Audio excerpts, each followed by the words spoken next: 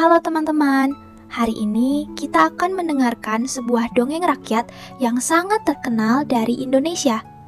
Sebuah kisah tentang keberanian, kasih sayang seorang ibu, dan seorang gadis yang harus menghadapi raksasa yang sangat menakutkan. Inilah kisah tentang Timun Mas. Di sebuah desa kecil yang damai, yang dikelilingi sawah hijau dan hutan lebat, hidup seorang janda tua yang baik hati. Namanya Mbok Srini. Setiap hari, ia bekerja di ladang kecilnya, menanam sayur, merawat tanaman, dan menjalani hidup dengan sederhana. Namun, di dalam hatinya, Mbok Srini selalu merasa sangat sepi, karena ia tidak memiliki anak. Setiap malam, ketika desa mulai sunyi, Mbok Srini sering memandang langit yang penuh bintang. Dengan suara pelan, ia berdoa, "Ya Tuhan, andai aku memiliki seorang anak, aku akan merawatnya dengan seluruh cintaku." Mbok Srini tidak pernah berhenti berharap. Namun, ia tidak tahu bahwa doanya akan segera terkabul. Suatu sore, ketika Mbok Srini sedang bekerja di ladangnya, tiba-tiba angin bertiup kencang. Daun-daun bergoyang, dan suasana menjadi sangat sunyi. Tiba-tiba, dari balik hutan muncul seorang raksasa besar. Raksasa itu bernama Buto Ijo. Tubuhnya sangat besar, dan suaranya berat menggetarkan. Buto Ijo berkata, "Mbok Srini, aku tahu kau sangat menginginkan seorang anak." Raksasa itu lalu memberikan sebuah biji mentimun. "Tanamlah biji ini di ladangmu. Kelak, dari dalam mentimun itu akan lahir seorang anak perempuan." Mbok Srini sangat terkejut.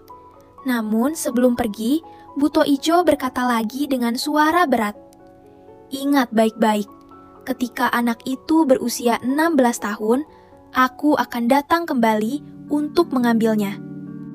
Mbok Srini terdiam, hatinya bimbang. Namun, keinginannya memiliki anak terlalu besar untuk ditolak. Akhirnya, ia menanam biji mentimun itu di ladangnya. Beberapa hari kemudian, tanaman mentimun itu tumbuh sangat cepat. Daunnya lebat dan sulurnya merambat kemana-mana. Tak lama kemudian, muncul sebuah mentimun yang sangat besar. Dengan angtir berdebar, Mbok Srini memetik mentimun itu. Perlahan, ia membelah mentimun besar itu. Dan betapa terkejutnya ia. Di dalam mentimun itu terbaring seorang bayi perempuan yang cantik. Bayi itu tersenyum kecil seolah menyapa dunia. Mbok Srini menangis bahagia. Ia memeluk bayi itu erat-erat. "Anakku, kau akan kupanggil Timun Mas." Sejak hari itu, hidup Mbok Srini tidak lagi sepi. Rumah kecil mereka dipenuhi tawa dan kebahagiaan. Tahun demi tahun berlalu. Timun Mas tumbuh menjadi gadis yang baik hati, cerdas, dan rajin. Ia membantu ibunya di ladang, mengambil air, dan merawat rumah. Namun, jauh di dalam hati, Mbok Srini masih menyimpan ketakutan. Ia tidak pernah lupa janji yang pernah ia buat kepada Buto Ijo. Ketika usia Timun Mas hampir 16 tahun, Mbok Srini pergi ke hutan. Ia meminta pertolongan kepada seorang pertapa bijak. Setelah mendengarkan cerita Mbok Srini, pertapa itu memberikan 4 bungkusan kecil. "Berikan ini kepada Timun Mas," katanya. "Jika raksasa itu datang, suruh dia melarikan diri." Di dalam bungkusan itu terdapat biji mentimun, jarum, garam, dan terasi. Semua benda itu memiliki kekuatan ajaib. Beberapa hari kemudian, bumi tiba-tiba bergetar. Langkah besar terdengar dari kejauhan. Buto Ijo datang kembali. Dengan suara menggelegar, ia berteriak, "Mbok Srini, mana anak yang kau janjikan padaku?" Mbok Srini sangat ketakutan. Ia segera memeluk Timun Mas dan berbisik, "Anakku, larilah sekarang, jangan berhenti berlari." Timun Mas pun berlari menuju hutan. Namun, Buto Ijo segera mengejarnya. Langkah raksasa itu sangat besar. Tanah bergetar setiap kali ia melangkah. Timun Mas terus berlari, namun raksasa itu semakin mendekat. Timun Mas melempar bungkusan pertama, biji mentimun. Sekejap, tumbuhlah tanaman mentimun yang sangat lebat. Sulurnya menjalar kemana-mana dan menutup jalan. Buto Ijo harus menerobosnya, namun raksasa itu masih terus mengejar. Timun Mas semakin kelelahan. Ketika Buto Ijo hampir menangkapnya, ia melemparkan jarum. Sekejap, tanah berubah menjadi hutan bambu yang sangat tajam.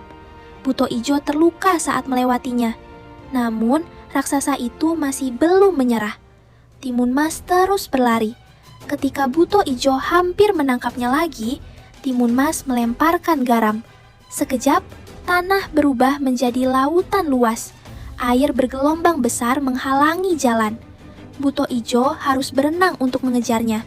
Namun, raksasa itu masih terus mendekat. Dengan sisa tenaga yang ada, Timun Mas melempar bungkusan terakhir, terasi.